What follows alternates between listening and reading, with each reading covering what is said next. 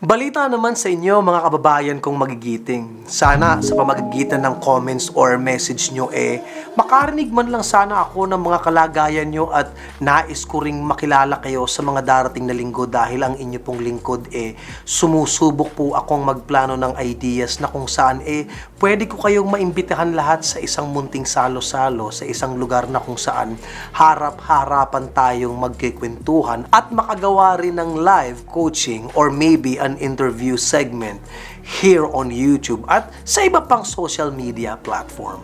Siguro marami sa inyo ang medyo nag-aalala sa mga nababalitaan nyo na after all these viruses and pandemic, eto na naman ang pagbabadya ng gera at para lang sa kasakiman at para sa sariling kagustuhan. Sadya na yata ang mga tao palala ng palala at hindi po ito paghuhusga sa kanila kundi ito'y malinaw na nakasaad at nakasulat sa banal na aklat ng buhay at malinaw pa sa ihi ng isang bagong panganak na sanggol na nangyayari na ang mga ito at wag na wag po kayong maniniwala na ang mundo ay magugunaw. Ang tao lang po ang mawawala at magkakagulo sa mundong ito dahil ang Creator na mismo ang nagsabi na tao ang magkakaproblema and 1/3 of the humanity will be perished. And that is almost close to 6 billion na tao. Gusto mong malaman at baka isa kang pilosopo? Umpisahan mo nang magbasa ng Biblia. Hindi pag-anib or sa relihiyon ang kasagutan sa problema ng tao sa mundo. There are 4,300 religions in this world existing today, but guess what? Ni isa sa mga yan walang nabanggit sa Bible. Di ka ba nagtataka or nagtatanong sa sarili mo? Sadyang marami lang ang mangmang at katamaran lang ang di magbasa ng Biblia, but I have a good news for you. Dahil sa video at turo ng channel na to today, atin namang tatalakayin ang salitang strength or lakas nating mga tao. In the dictionary, strength is the quality of a state of being strong, capacity for exertion or endurance, power to resist force, solidity, toughness, power of resisting attack, and impregnability. Paano naman po yung strength sa loob ng isang tao and how about physical strength, mental at marami pang ibang classification ng salitang strength? Well, maganda yung katanungan na yan dahil meron akong isi-share sa inyo na 10 signs of mental strength that are often viewed as weakness. Nagtataka ka siguro, no?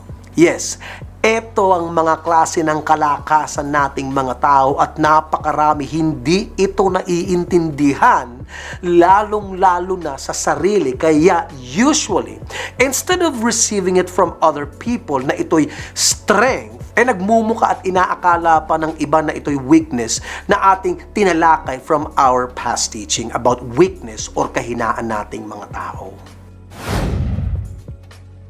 Many people seem to think being kind means you're a pushover or a people pleaser.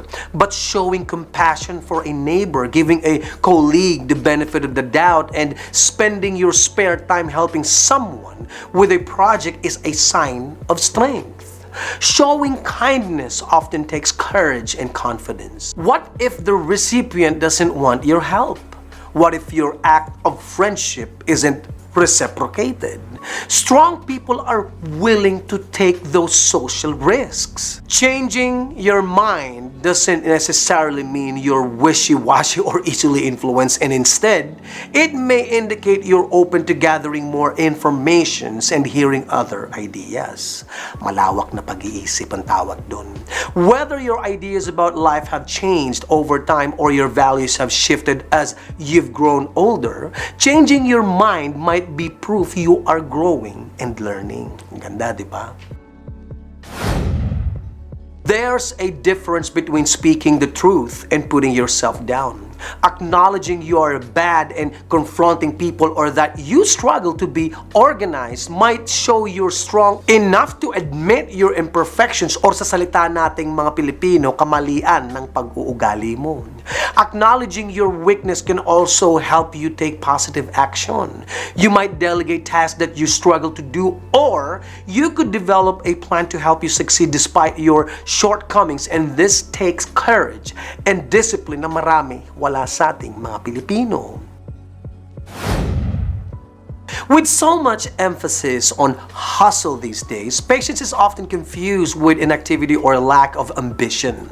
But reaching big goals like getting out of debt or getting in shape takes patience. Real change doesn't happen overnight, and exercising that patience needed to get there takes strength. Gets?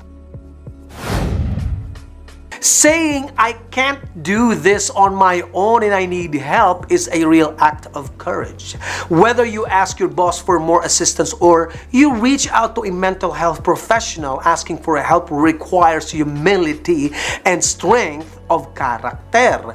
Mentally strong people don't go the journey alone. They surround themselves with people who can offer assistance along the way. Kaya ang mga taong mayayaman, mas lalo lang yumayaman, at ang mahihirap, lalo lang naghihirap. Familiar ba sa'yo? If you succeed at everything you do, it means you're living far inside your comfort zone. Making mistakes and failing means you're challenging yourself, which is clearly a sign of strength. And please, don't let anyone convince you that your failures are proof that you're not strong enough to succeed. Instead, view failure as an evidence you're stretching yourself as far as you can, at ang common na tawag dito ay consistency. Some people are quick to show anger, but lurking just beneath those angry feelings or emotions are more uncomfortable emotions, like sadness, embarrassment, and disappointments. Yes, it's often easier to say you're an idiot than to say, my feelings are hurt. labeling your feelings and finding ways to express those emotions in a healthy way takes strength. It's much easier to deny your pain or try to convince others that you are infallible. Whether you're walking away from a goal because the effort it takes to get there isn't a top priority, or you're walking away from a heated dispute because you know nothing productive is going to happen, walking away doesn't mean you're copping out.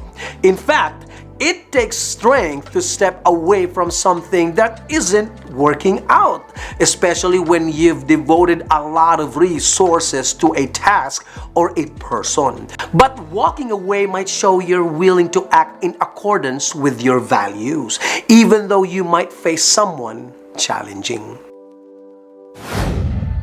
Some people roll their eyes at someone who is reading a self-improvement book, and they're usually the same people who laugh at overweight people for hitting the gym. But bettering yourself physically, spiritually, or emotionally is a tough thing to do. Trying to become a better person shows you want to create a positive change in your life. Whether you join a support group, attend therapy, listen to self-help podcasts, or attend spiritual retreats, and a desire for self-growth, and of course watching this teaching is a sign of strength. So keep on watching and keep on growing. You'll get there. You'll get there. You'll get there. And before ko sasabihin sa inyo ang panghuli or ang number 10, kung meron ka mang natutunan or natututunan sa channel na to, please help me build this community by subscribing, and don't forget to click the like and the bell icon na rin po para sa updates ng mga teachings ng channel na to, and I appreciate that greatly. Can you believe she just stood there? I would have given him a peace of mind. Comments like this imply people who remain calm lack the courage to stand up for themselves. Being able to regulate your emotions is a hallmark of mental strength. That's not to say you won't feel angry. Anger can be a very healthy and helpful emotions then, but it does mean you'll be able to behave in a productive manner even when you feel angry. Build your mental muscles. Everyone possesses mental strength to someone degree, and there's always room for improvement if you are just willing to improve your overall well-being. Your mental muscles is admirable, but not everyone will appreciate your effort. Your strength may remind them of their weaknesses, or they may fail to recognize the difference between being strong and acting tough, na mas kilala sa ating mga Pilipino na ang angas-angas pero wala namang binatbat sa buhay. Don't let those people stand in your way. Keep working on developing the mental strength, and you need to reach your greatest potential and to become a better version of who you are right now. Your life and your future will depend on what you do now. Hope this teaching may guide and help you define that strength in you na alam kong meron ka nito. And I am helping you in this process na libre, na hindi mo kailangan magbayad ng napakamahal para lang sa mga seminars and live talks or motivational speaking engagements. So take advantage of this channel and teaching and share this to your friends and family na rin na sa tingin mo baka makatulong sa kanila. Build your world from the foundation of true strength para dumating man ang bagyo, hinding-hindi ka matitinag. Think about it. Bakit ka laging weak or mahina? Watch and listen to this teaching over and over again para magets mo ang meaning ng turo na to, and always remember that. Shalom.